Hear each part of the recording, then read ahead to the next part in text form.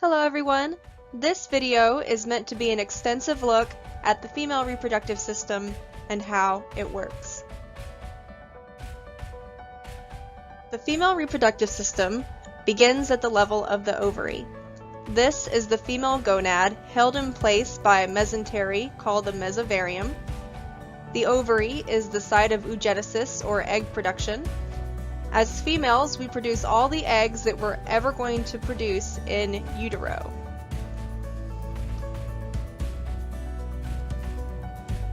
Now, oogenesis, once again, is the process of ova production. This occurs via meiosis, and it's very important to note that for every one germ cell that undergoes meiosis, only one egg is produced and 3 polar bodies. Those polar bodies degenerate, and then that egg becomes the primary oocyte that gets suspended in prophase 1 until puberty. Beginning at puberty is the follicular phase. This is when a random primary oocyte is chosen to continue and complete meiosis. Now these oocytes are contained in follicles, and it's the secondary oocyte that has completed meiosis that is contained in a mature Graafian follicle. Now this follicular phase occurs once a month.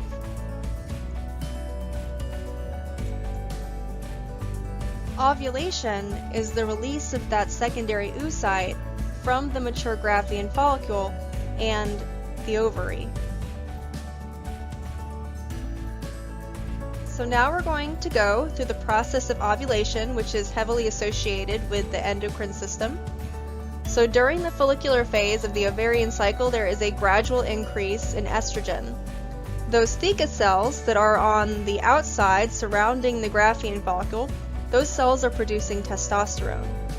That testosterone is converted to estrogen in the granulosa cells, also known as the cumulus euphoris, represented by the CO on that picture.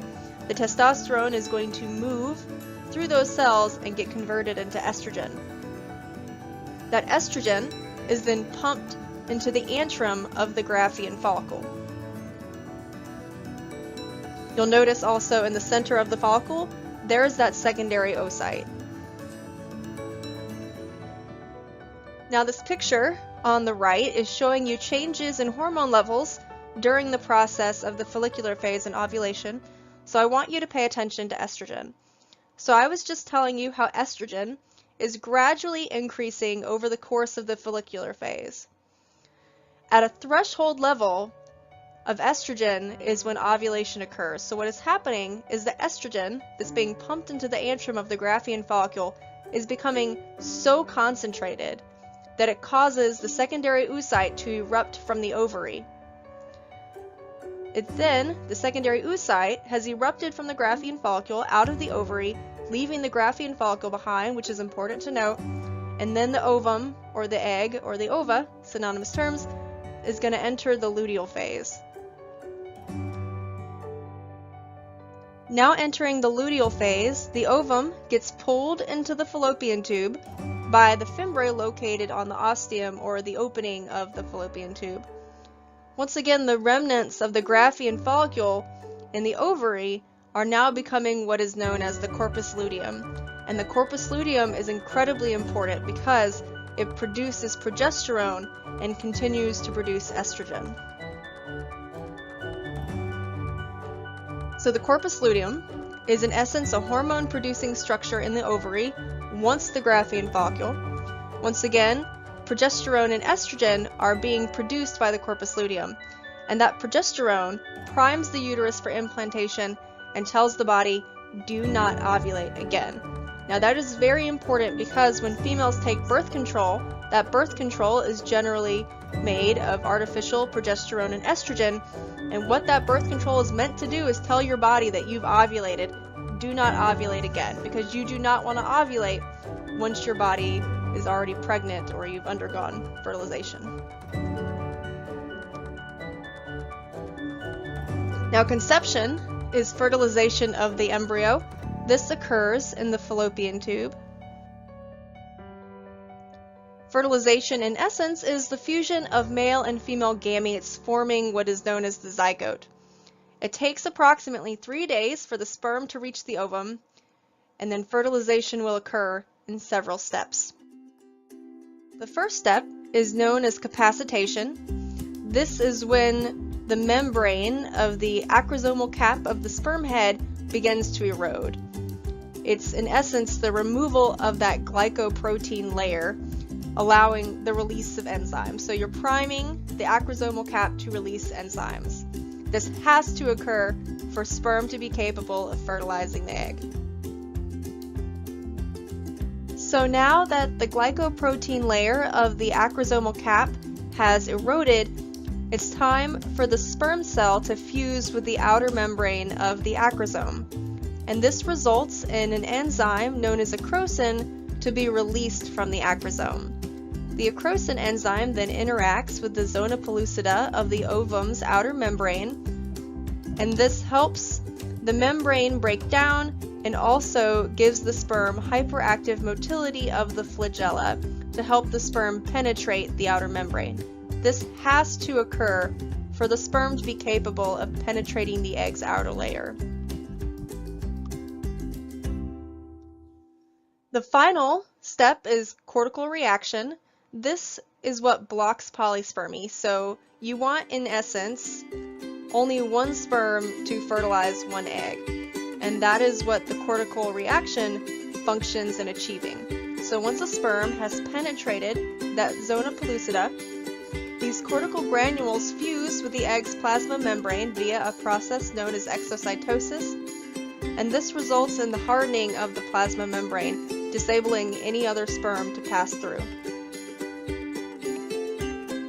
Now, if fertilization takes place, implantation occurs in the uterus. This is when the zygote is implanted into the endometrial lining, and that embryo begins producing human chorionic gonadotropin, or HCG. Many of you will be familiar with the HCG because this is what pregnancy tests are testing for. HCG is very important because it promotes the maintenance of the corpus luteum, and you want that corpus luteum to be maintained to continue producing progesterone and estrogen. Now, parturition is the process of giving birth. This occurs in approximately 3 trimesters, or 9 months. And parturition is very interesting because it occurs primarily due to changes in aspects of the endocrine system.